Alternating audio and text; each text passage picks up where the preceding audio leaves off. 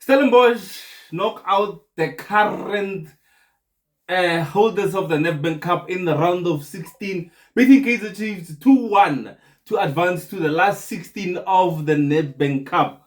Welcome to Amakosi Corner on the Soccer Huddle with your boy Mojere. Well, guys, I'm gonna hit straight to it. Today, I'm not gonna jigga and do all these things, but I'm gonna put it as it is. We sacrificed the NEDBANK Cup. Coach Ben and Coach KAZE, they will have to come to us and explain what the hell was that last night. I'm recording this on a Tuesday, on a Thursday. By the way, we played on. I just wanted to calm down because I was frustrated. I was angry as much as you guys were. I want them to come and explain to us what the hell was it, what they were trying to do, and what is it that what did they accomplish by doing that? I don't understand what was their plan there.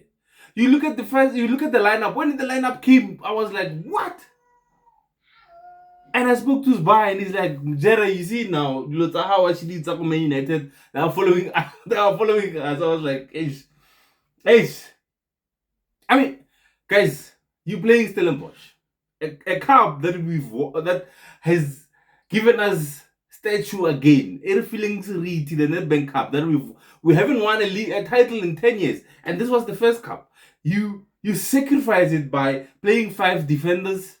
You sacrifice it by playing 2 holding midfielders, one who is a child or a kid or a young promising. Let me not disrespect Umabaz and say a young promising talent, and you like, okay, we're gonna win this again, guys. A Stellenbosh team that we know is got Butaitas, it's got Bumbo. Look, let's just analyze the game. We're here to analyze the game. We're here to critique the coaches, and we are here to build as well. But you look at the starting lineup. Now, three problems for me. I saw 3 problems. I saw. Number one, Kuniga has been our most consistent defender this season. He's been there. He's been our most consistent. I remember I used to criticize him, but this season he's been consistent. He's managed to build a strong chemistry, a strong partnership with both Miguel and McCarthy. You take him out. Okay. You play a back 5. You play Marco, who hasn't played that much. You play Mnyani. You play Miguel. You play McCarthy as well. Who was the other guy they played on? Let me, guys.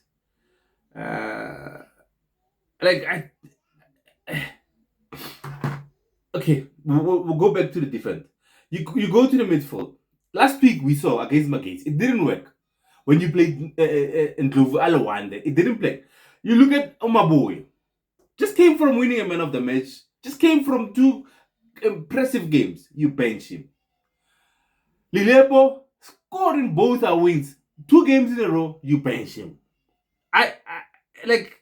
I'm trying to understand the mindset of the coaches when they set up the lineup. I know some of you can defend them, but no, Mojere, they were looking forward to the KF game, which is an important game for us. And that was not an important game for us? Are you telling me the NEDBANK Cup is not that important to us? That we're willing to sacrifice it for a KF game, which, by the way, we still have 2 more games to play. And our hands, to progress to the next round, basically, I would say it's in our hands. We just need to win both our games. So, this thing I know, Mojere, that we're preparing for the weekend, I get in. You cannot prepare for a game you don't even know what's going to happen. Prepare for the game ailing in front of you and win that. And then we can think of the next game. You cannot be thinking of the next game while we haven't even started playing the first game. Last time around, it's frustrating because we could see it. We all could see it coming. I'm looking at the defenders. Atlas, I know. I'm rambling. I'm complaining. I'm frustrated. Msimango, yes, I said last week it's good to see him back. It's good to give minutes on him. But now you're putting him in. He's not. I don't think he's even match fit. I remember seeing one ball A long diagonal pass from the keeper, and the attacker Naimushile. The attacker left like that guy would have left him for dead if the keeper didn't come and help him out. So okay, we lost with 2 goals. The first one was a penalty, a clear penalty. There's no way we can argue that was a penalty. We are not playing Karate Kid or something. Silva has to be aware of his surroundings. You cannot just kick things in the penalty box, and we're in the penalty box. The second one, a worldie, a beautiful goal from Titus. But you look at how that goal came about. Our midfield lost the ball. Our midfield, the people that we entrusted for it's gonna protect the back 5, lost the ball in a very dangerous area, and we got punished for that. Okay, we leave it. Then we go in on the attack. I've been saying this for a very long time, and I think people have in the comments, they've had my back. They said, Mojere, no, leave it. I said, we've got a young, promising, talented squad.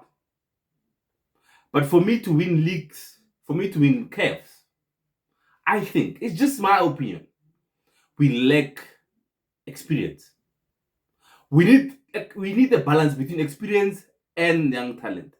You look at SHABALALA yesterday. 5 chances he missed yesterday. Is it 5? Correct me if I'm wrong. One-on-ones. He missed one-on-ones. Yeah, okay. I'm not here to bash young players, but he missed it. And it's been happening for a while now. Is it time to drop him now? I would hope so. I would hope. Can we at least drop him and put Velagazi in? Can we at least show Kaizer Chiefs we have to earn your place? You have to earn the right to play.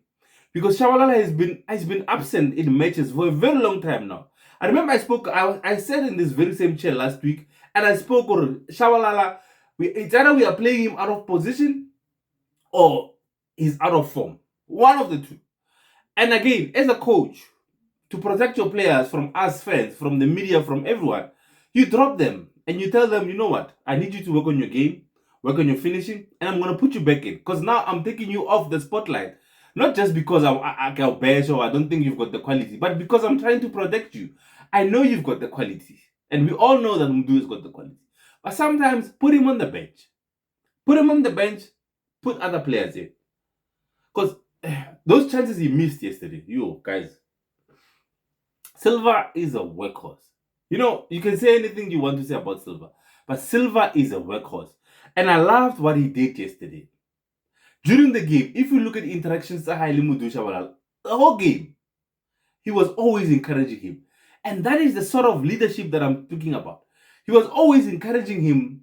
Even if he missed, he would go to him. Come on, let's go again. Come on, let's go again. And that is nice to see, actually, on the field of play, that you still have those players who are leaders on the pitch.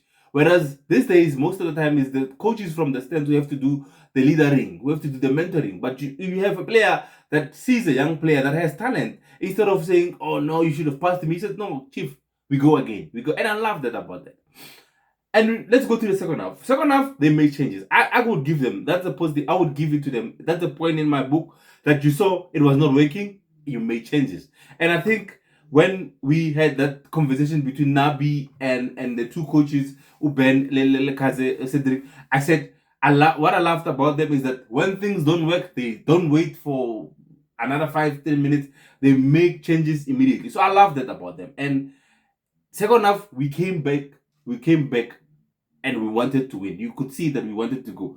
But again, wanting to win also leads you into yourself being a target, because you look at it, if it wasn't for Peterson making those worldies, making those saves, we would have lost the game couple 5-6.